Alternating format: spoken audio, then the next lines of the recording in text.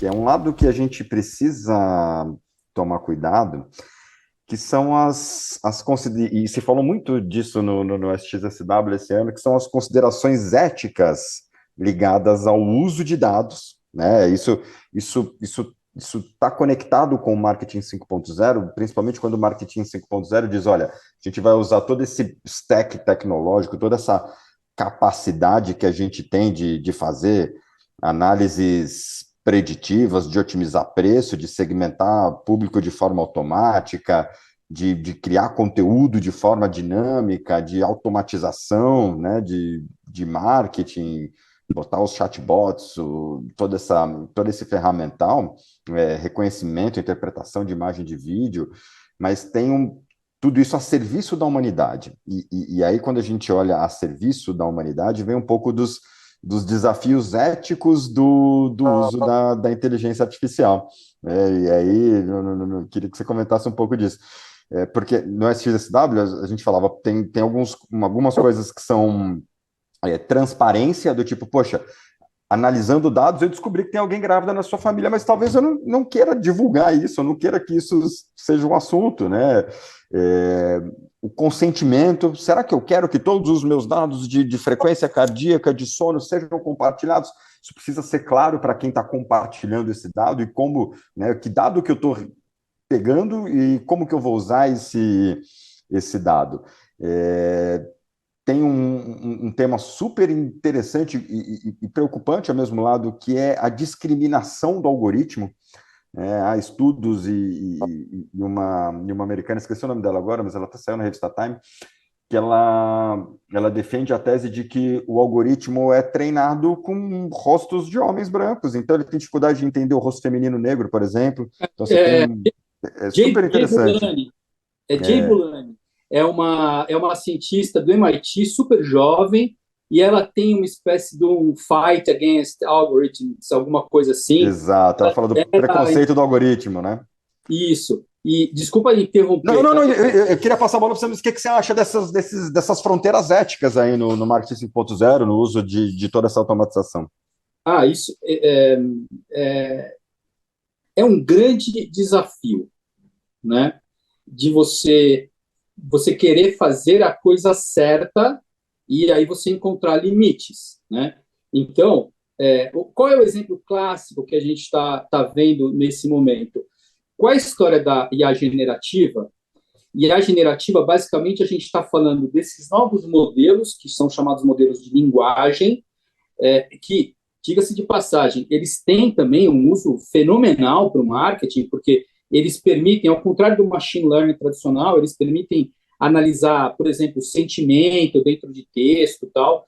Então, é super importante, super relevante. Não quero dar a impressão de que, quando a gente fala de marketing e vendas, é só o machine learning que é importante, não. A IA generativa ela tem uma outra função, mas ela tem um papel relevante também, né?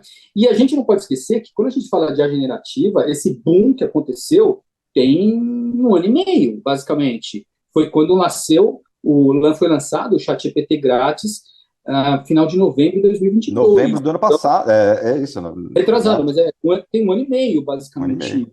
Né? E assim, eu coloquei o pé nessa água um pouco antes até disso, porque eu estava acompanhando a história do Dali, de geração de imagem, mais como curiosidade, porque o negócio não é imagem, tá? Mas em relação a esses modelos de texto, olha, como eu já trabalhava com Natural Language Processing antes, né, que é NLP, que é uma técnica também de inteligência artificial com dados, esses modelos realmente eles foram um salto gigantesco do ponto de vista tecnológico. Eles vai ser muito importante. E uma das coisas, um dos corolários, vamos dizer assim, que surgiu a partir disso, é que a gente começou a discutir ética no contexto de inteligência artificial de uma maneira muito mais sólida. Tá? Em que sentido? A OpenAI, a Anthropic, o Google, eles podem usar toda a obra do Harry Potter para treinar um modelo, partindo do princípio que eles nunca Exato. vão usar, né? Então, falou assim, bom, mas o fato é que eles usaram. Se você fizer pergunta para o chat GPT do Harry Potter, ele te conta todas as histórias, tá? Então, ele teve acesso a essa informação. Aí eles pagaram para isso? Provavelmente não. Então, você começa a ver que pipocam assuntos desse tipo, né? Então, Midjourney teve problema com a Get Images, né? Que falou assim, olha, a Get Images, que é um dos maiores repositórios fotográficos do mundo, né? Junto com a Shutterstock e outros, pegaram, falaram assim, ó, pera um pouquinho, ó, tá vendo isso aqui? Isso aqui é uma prova que você usou minhas imagens para treinar o seu modelo. Só que, desculpa, cara pálida, você nem pagou nada. Eu, mereço alguma coisa aqui. Então, isso está O sendo... New York Times tem uma ação bilionária contra a Microsoft e ChatGPT por conta de respostas serem muito, muito parecidas com artigos que estavam lá no jornal, sem citar fonte, sem nunca ter pagado por isso. Exatamente. Então, assim, a discussão está nascendo por causa disso, mas ela tem pontos de vista, assim, tem coisas que são muito mais específicas, que estão muito mais ligadas ao nosso dia a dia, tá? Por exemplo, não sei se vocês sabem, a LGPD, que é a nossa Lei Geral de Proteção de Dados, ela tem um artigo específico, que eu não vou lembrar qual é o número agora, mas que ele fala que qualquer pessoa pode solicitar explicação sobre decisões que são feitas de forma automatizada, tá? Basicamente, o que quer dizer isso? Se eu vou num banco, peço um empréstimo, faço um formulário lá, e depois de 10 minutos eu recebo uma negativa, né, falo assim, olha, você não foi aprovado para receber esse empréstimo, tá? 10 minutos provavelmente foi alguma coisa automatizada que fez isso. Eu tenho o direito, como cidadão, de acordo com a LGPD, de entrar em contato com o DPO, né, que é o encarregado de dados pessoais daquele banco, e falar para ele, falar assim, olha, eu quero que você me explique como foi tomada essa decisão de não me dar o crédito, tá? Sinceramente, eu já fiz isso 2 vezes, nunca recebi nenhuma resposta. Reclamei na NPD, também nunca recebi nenhuma resposta. Mas a questão é o seguinte, isso é por ineficiência da fiscalização do governo, por isso ser uma coisa relativamente recente. A gente vai ver isso melhorar ao longo do tempo. Mas o fato é o seguinte, a lei existe, tá? Uhum. Então, as empresas, elas têm que se preparar para dar esse tipo de resposta. Até porque isso não é uma coisa brasileira. Essa foi, na verdade, uma simplificação de uma coisa mais complexa que veio da GDPR, que é a Lei de Dados Europeia. Tá? Isso, inclusive, é tratado com muito mais detalhes do que a nossa LGPD aqui. Mas é uma coisa que, efetivamente, as empresas precisam estar preparadas para fazer isso. E isso está diretamente relacionado com ética dentro da inteligência artificial. Por quê?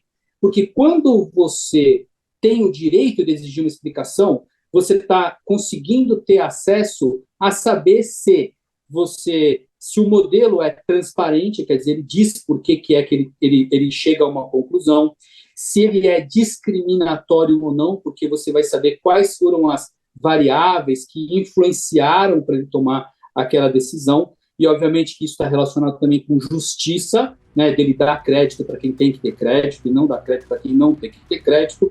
Enfim, tem uma série de coisas que estão dentro desse contexto ético e que realmente impactam cada vez mais o nosso dia a dia.